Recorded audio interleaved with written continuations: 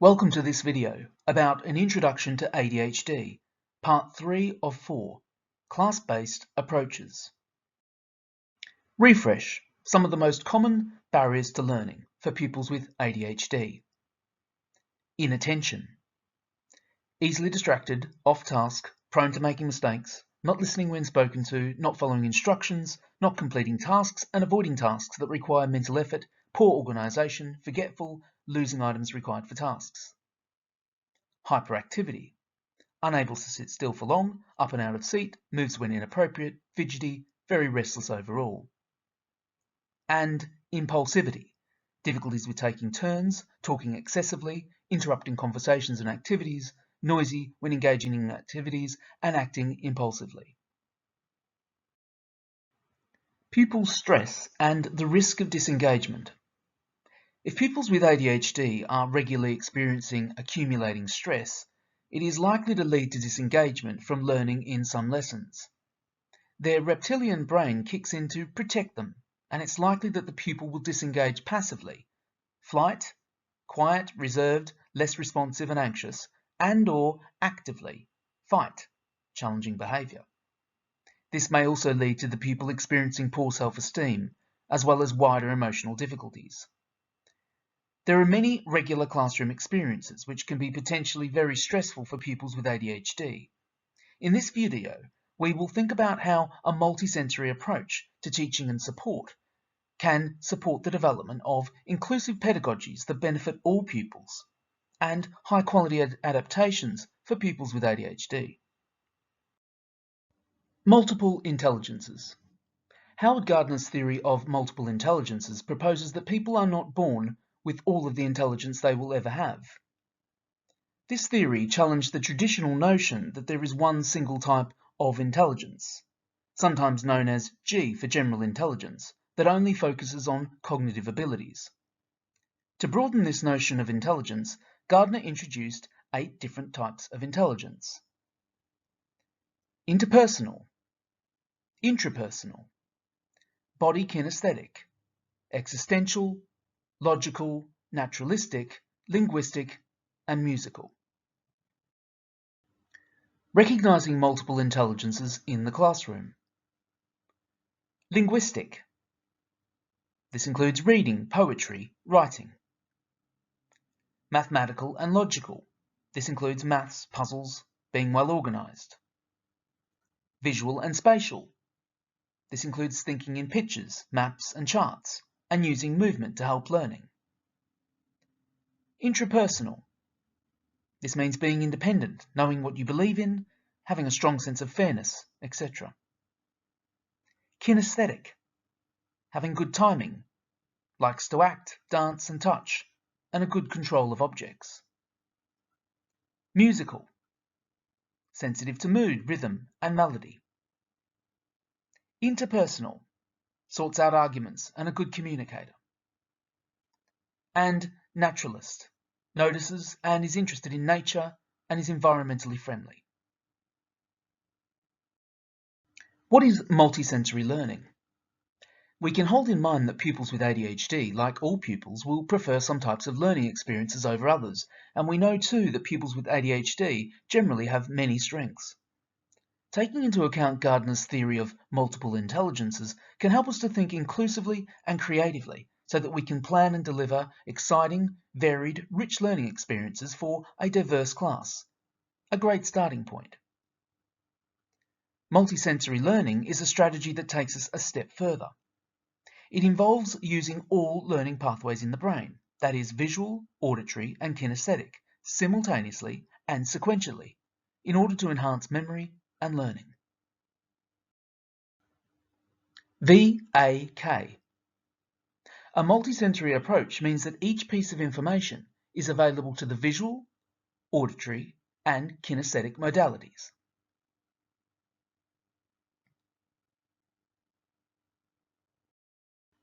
Kinesthetic strategies. There are many kinesthetic or tactile strategies which can be particularly popular with many pupils. Here are a few examples. Talk partners, drama activities, dance, action songs, use of malleable resources, post-it notes, concrete objects, etc. Energizer and recharging activities, brain gen, and anything involving moving around. Developing self-organisation for lessons. We can recognise that pupils with ADHD can find personal organisation difficult, affecting their study skills. Here are some examples of strategies which can be effective.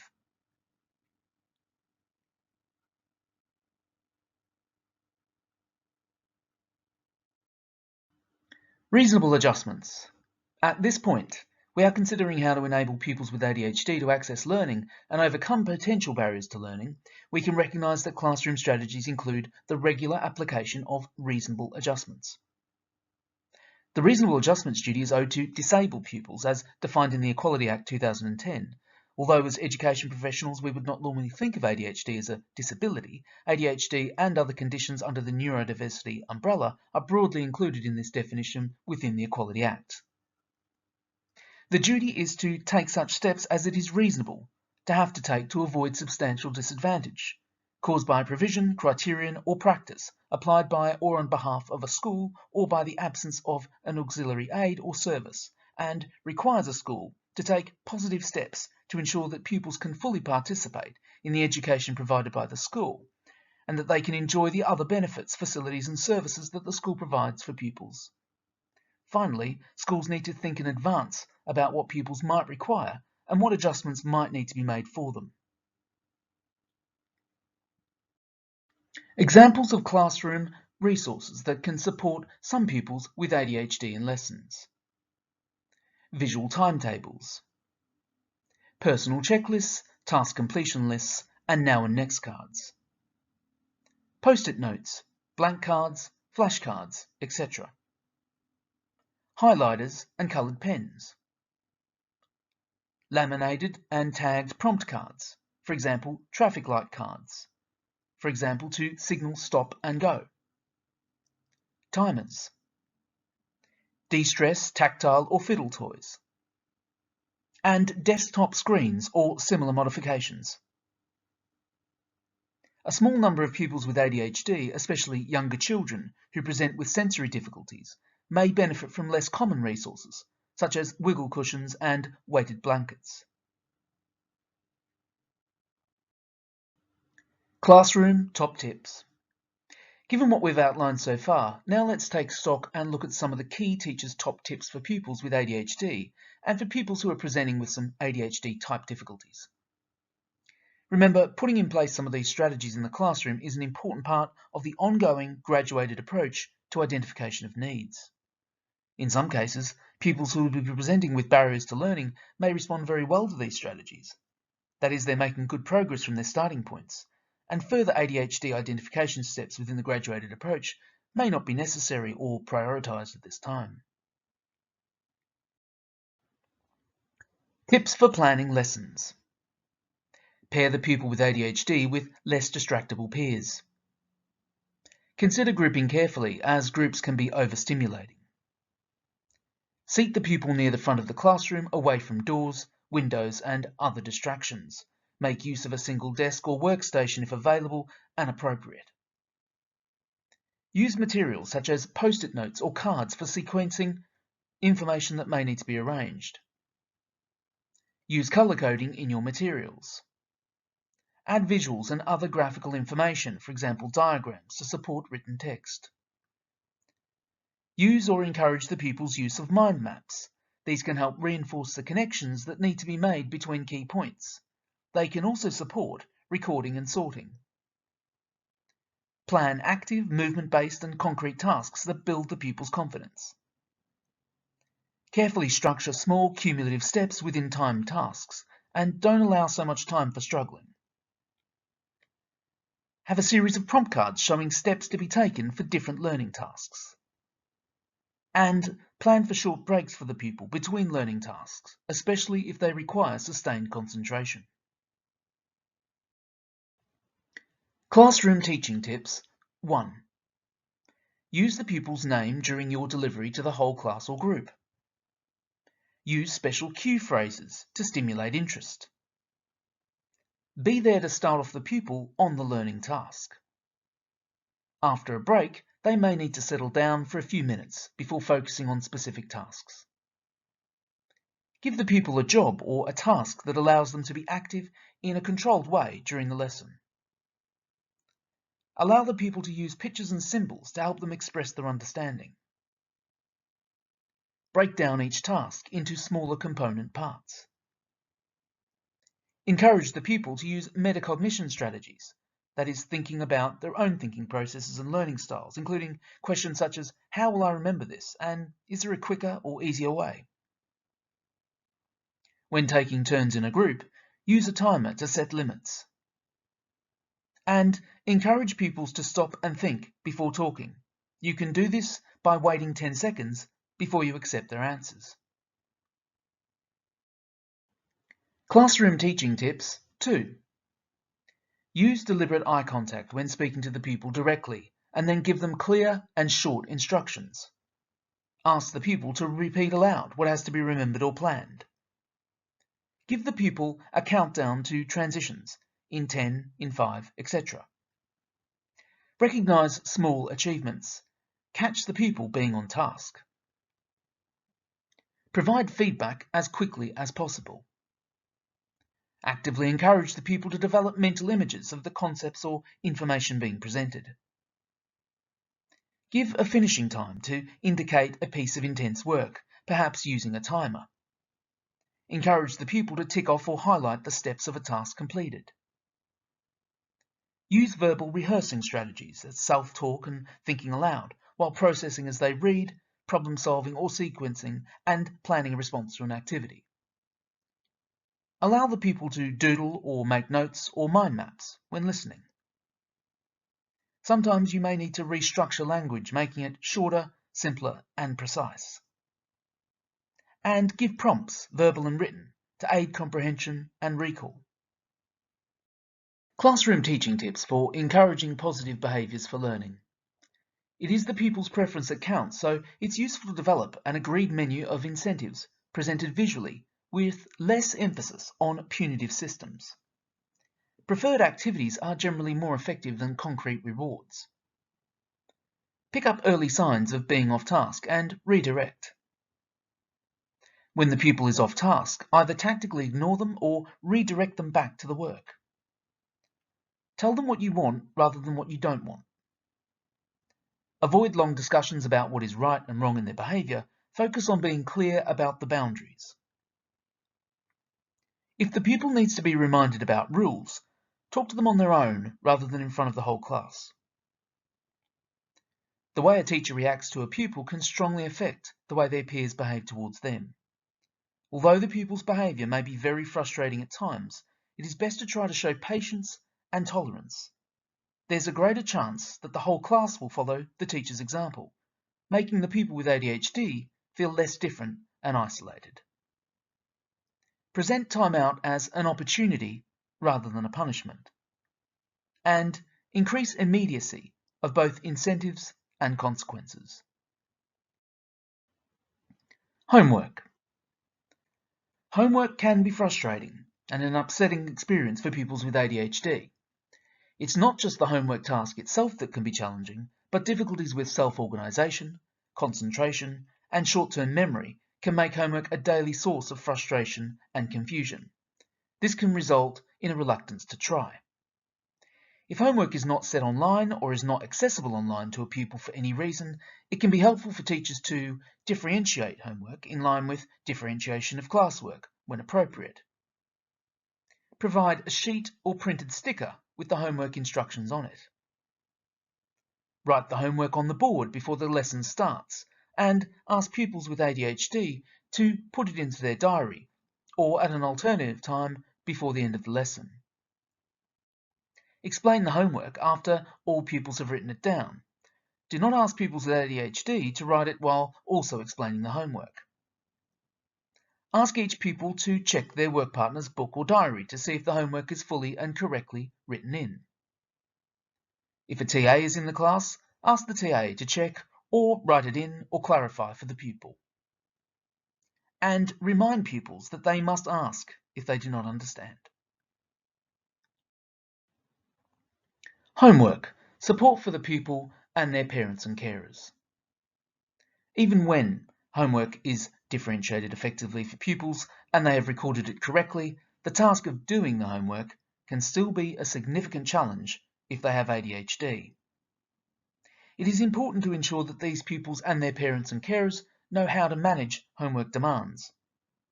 This can include workshops and one-to-one guidance, but most commonly this needs to be part of each teacher's usual approach to working in partnership with parents and carers. Tests and other controlled assessments. During tests and other types of controlled assessments, some pupils with ADHD may benefit from extra time. If so, it's usually 25% extra. Allowance to take rest breaks, and working in a separate room supervised. Effective classroom support. We know that TAs supplement and do not replace the role of the class teacher. Let's now quickly consider what effective TA support looks like for pupils with ADHD. Effective TAs support the teaching of pupils with ADHD. Scans and sharply monitors the room or group first to assess whether or not support is required, so that pupils with ADHD are not given unnecessary support time, nor waiting or asking for help.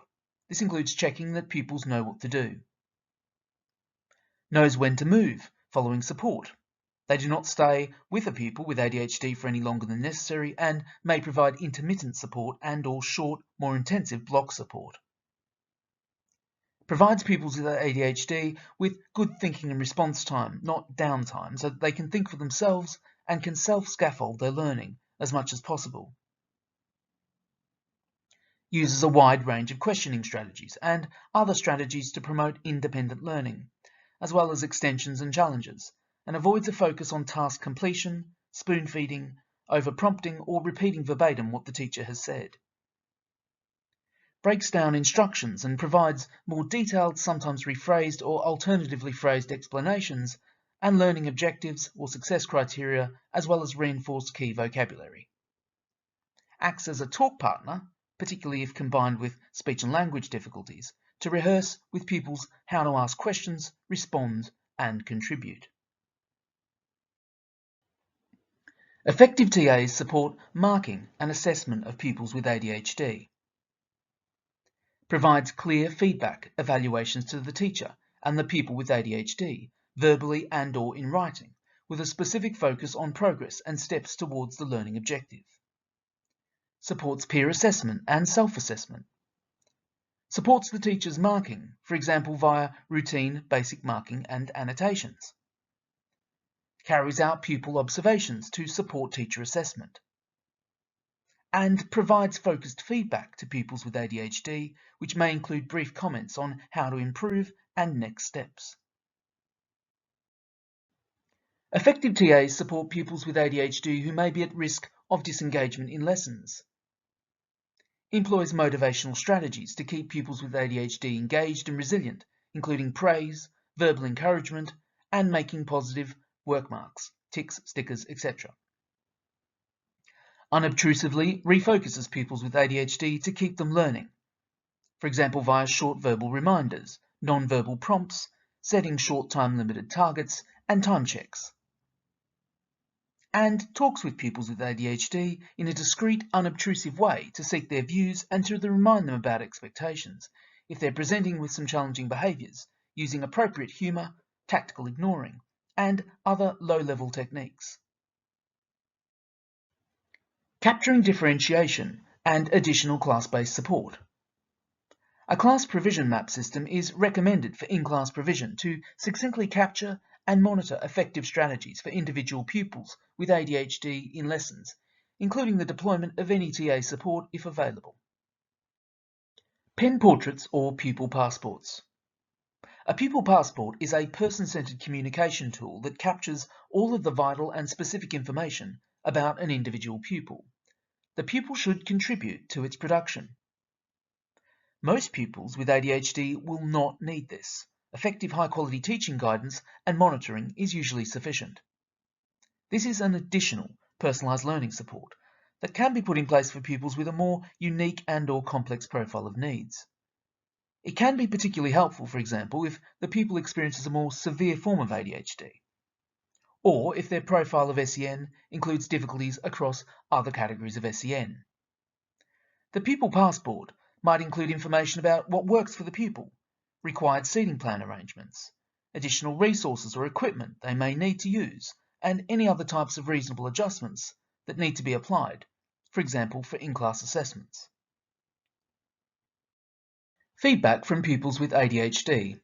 As is the case with pupils receiving SEN support and those with an EHCP who have needs within other areas of SEND, it is important to ensure that pupils with ADHD provide their views about their experiences in lessons.